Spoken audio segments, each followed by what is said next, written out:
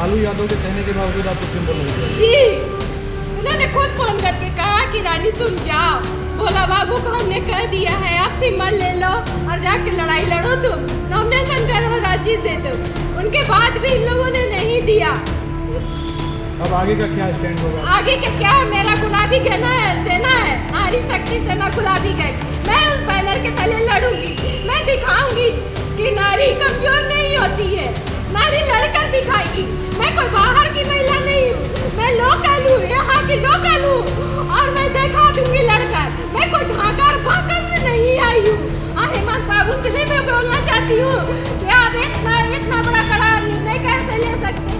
झारखंड में विधानसभा चुनाव होना है, सीट शेयरिंग का फॉर्मूला एनडीए की बात हो या इंडिया गठबंधन की, दोनों में तय हो गया। इस वक्त में आरजेडी के कार्यालय में मौजूद हूँ। कल तक बात करें तो यहाँ नेताओं की भीड़ लगी हुई थी, टिकट लेने वाले नेताओं की भीड़ लगी हुई थी, जयकारे लग रहे थे। आज की बात करूं तो आज एक महिला यहाँ पर खड़ी है। ये कोई आम महिला नहीं है, बल्कि ये झारखंड प्रदेश महिला प्रकोष्ठ की अध्यक्ष है रानी कुमारी। इनके आंखों में आंसू और ये कहना है कि अगर 6 सीटें ही लेनी थी इंडिया गठबंधन में तो इतने दिन यहाँ पर तेजस्वी यादव क्यों पड़े रहे। कल की बात करूं तो असम के मुख्यमंत्री हेमंता बिस्वा शर्मा ने कहा कि तेजस्वी यादव की क्या ब्रांड वैल्यू है, वो तेजस्वी यादव की क्या ब्रांड वैल्यू है वो हेमंत सोरेन ने बता दिया, उनका कोई जनाधार नहीं है।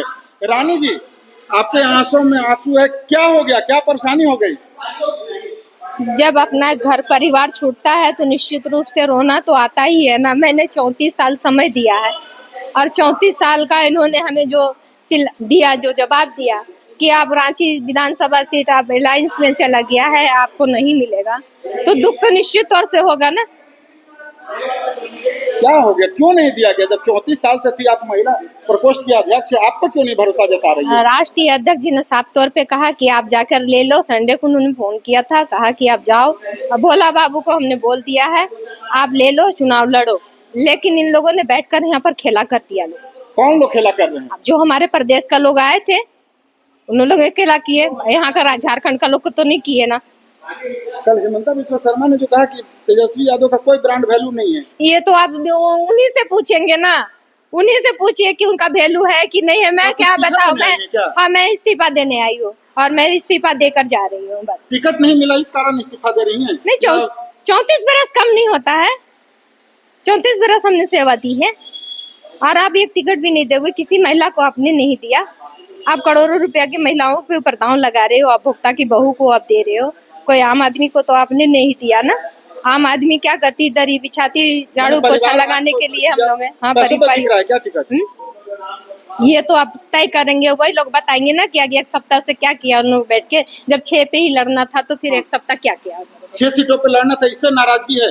हाँ, 3 दिन पहले आप ही कह रही थी कि 22 सीटों पर हाँ, मैं बोल रही थी और 12 सीटें मिलेगी तो आरजेडी बाहर से लड़ेगी। यकीन था, भरोसा था कि हम 22 पे लड़ेंगे। हाँ। क्योंकि 22 पर हमारी तैयारी थी। हाँ। है ना, उसके आधार पे मैं बोली। मैं आप आ गई इस्तीफा देने के लिए? ऐसी पार्टी में रहकर क्या करूंगी जहाँ मान सम्मान नहीं है, जहाँ इज्जत नहीं है, तो वहाँ रहकर क्या करेंगे? बात हुई थी? हाँ, बिल्कुल हुई थी बात उनसे। क्या बोले तेजस्वी? बोले लड़ेंगे हम लोग, बोले लड़ेंगे हम लोग, देंगे टिकट आपको। और उसके बाद देने का आश्वासन मिला? बिल्कुल हुआ था। और उसके बाद से तो आप वही लोग बताएंगे ना अंदर की बात की क्या हुई। आप तो देख ही रहे हो ना, आप तो जनता के बीच में भी आ गई। 6 सीट पे लड़ेंगे तो आपकी मान मर्यादा प्रतिष्ठा रही क्या? पिछले बार 7 सीट, इस बार 6 सीट, ये क्या हो रहा? मतलब क्या यहाँ पे राजद का कोई वजूद नहीं रहा क्या? राजद का वजूद खत्म होते जा रहा है मैडम। बिल्कुल बिल्कुल बिल्कुल खत्म हो रहा है, बिल्कुल खत्म होता जा रहा है। में आंसू है। कल आप ही यहाँ पर खड़ा होकर के मैं ही सवाल पूछ रहा था और आप जिस प्रकार पार्टी को बता रही थे मजबूती, आज आपको इस्तीफा देने की नौबत आ गई। क्या करेंगे इस पार्टी में जहाँ मान सम्मान इज्जत नहीं है, अपनी बोली का जुबान का कोई वैल्यू नहीं है, वहाँ रहकर आप क्या करेंगे? मैंने तो मूर्खता की कि मैं 34 वर्ष हमने दिया अपने को। आज हमारे परिवार समाज सब हम पे हंसते हैं, बोलते हैं कि 34 बरस पागल हो तुम, कि 34 बरस तुमने समय दिया, तुम्हारे लिए इन लोगों ने किया क्या? आप वही 5 सीट, वही लंगड़ा घोड़ा पे आप रेस लगा रहे हो। क्या वो लोग जीत कर आएंगे? हमें तो नहीं लगता कि ये जीत के आएंगे। इन लोग जितना होता तो 2 बार से लोग हार रही, तीसरी बार है।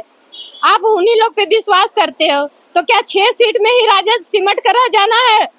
तो ऐसी पार्टी में बने रहने का क्या उचित है? 34 सालों आपने पार्टी को दे दिया, आप पर क्यों नहीं भरोसा जताया जा रहा है?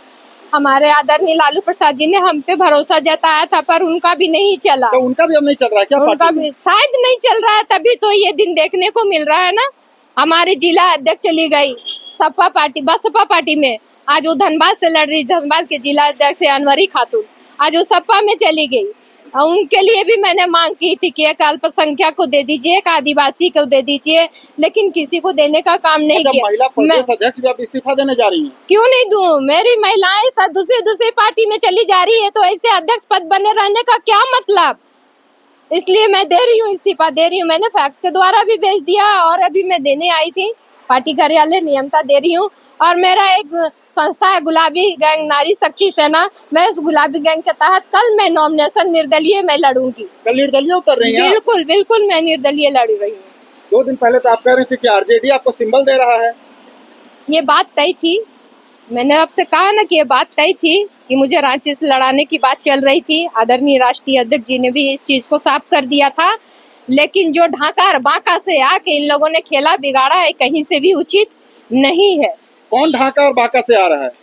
आए और चले भी गए।